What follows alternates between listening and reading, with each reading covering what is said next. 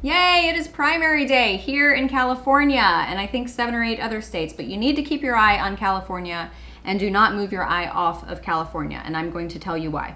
In the midterms following a presidential election, the in party typically loses seats. Now, we're the in party, so we could lose seats.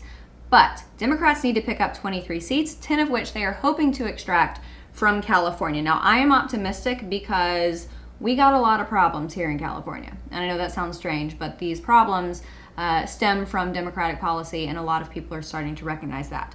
Now, as the esteemed poetic lyricist Sir Axl Rose once wrote, "Welcome to the jungle, it gets worse here every day." And indeed, it does get worse here every single day. We are ranked 50th out of all 50 states for quality of life. Now, quality of life ratio takes into account things like air quality, strength of community, mean income, which in California, everyone knows we are in a housing crisis, an economic crisis. The economic divide between the lower class and the upper class is just completely vast.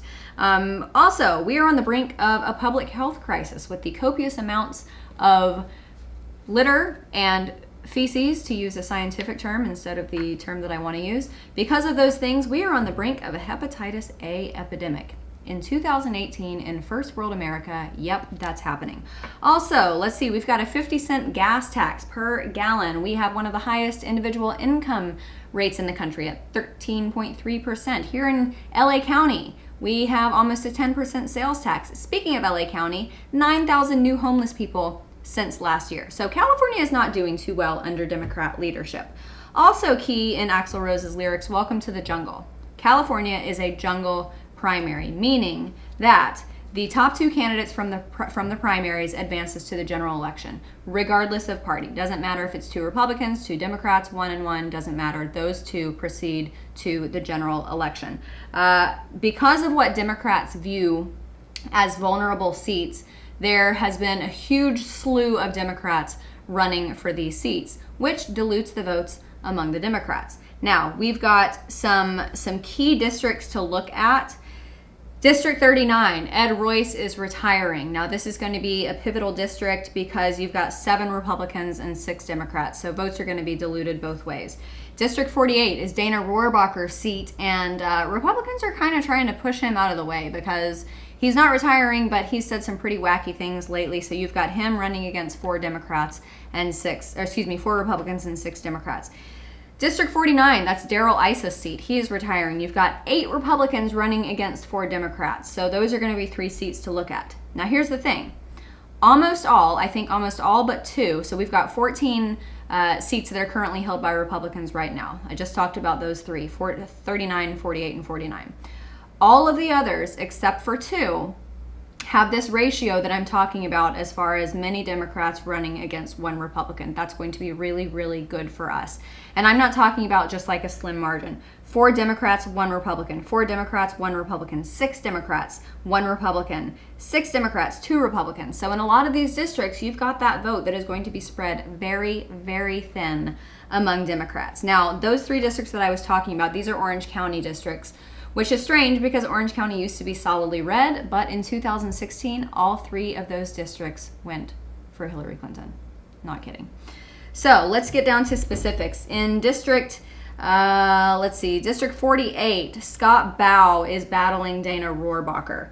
Now, this could be the exception to the incumbency advantage. Here in California, I think for the last 6 decades or so, the incumbency advantage has held true like 90% of the time. This could be the exception because Scott Baugh, he's new, he's fresh, he's energetic, and I think a lot of people in the Republican Party are ready for some fresh blood.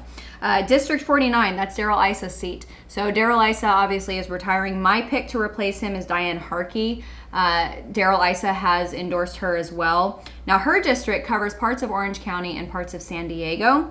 Now, both GOP in San Diego and Orange County have endorsed her. She's a fiscal and social conservative. She was Dana Point City Council. I think she was also Dana Point Mayor at some point. And then District 39, Ed Royce, he's retiring. Shawn Nelson is my pick. He is former OC Board of Supervisors. He stands for secure border, ending sanctuary cities, maximum funding for military, ending veteran homelessness. He introduced a project called, I think, Village for Veterans or Veteran Village that helps to get veterans into housing. Now, turnout is actually in favor of GOP. Early and absentee voting for Republicans has been very strong. Democrat and their early and absentee voting has been weaker. Hispanics have really been depressed in this turnout, so that doesn't bode well for Democrats trying to win in these swing seats. Also, keep an eye on these three metrics. Number 1, Trump's approval rating. Number 2, the generic ballot. And number 3, the percentage of Americans who think that the country is going in the right direction. All of those are trending upwards. That's not necessarily a compliment to the president, although inadvertently it is. That is just in terms of the statistical impact on the general election in November. Also, according to Real Clear Politics, the beginning of the year, Democrats had a 13-point advantage that has now been diminished to 3 points. Here in California, that is definitely going to make a difference. Now, this is what I'm talking about as far as what we will know tomorrow and how it will amazingly impact November. I hope it's amazingly. Since it's a jungle primary, the top 2 candidates proceed to the general election. We might know today what those House seats are going to look like, what those districts look like. Remember I said that Democrats really ideally need to pick up 10 seats in California. If in those districts where you have a lot of Democrats running against 1 or 2 Republicans, if the dilute is voted to the degree among those Democrats that none of them are able to pick up a majority, it will be 2 Republicans going into the general election, and therefore it doesn't matter who wins, a Republican will keep the seat. This is why I'm telling you guys, today is such a huge and pivotal day for us, and you have to keep your eye on California, because what happens today in California, it's going to be, I mean, if we can deprive Democrats of those 10 seats, they're not going to have enough seats to pick up the majority in the fall. Oh my gosh, that would be so amazing. I haven't slept for 3 days. I can't. I'm going to sleep tonight, hopefully. I'm going to have a good sleep, and I'm going to be happy when I go to bed, but we'll see. Everybody, thanks so much for watching. I'm Amanda, head for The Rebel. If you enjoyed my commentary and want to hear more from all of us here at The Rebel, subscribe to our premium content at www.therebel.media/shows. Make sure you're following us on Facebook and Twitter, and download our new app for The Rebel Media on the App Store. That way you will have instant and easy access to all of our latest videos and your favorite Rebel shows. Thanks so much for watching. I'm Amanda, head for The Rebel.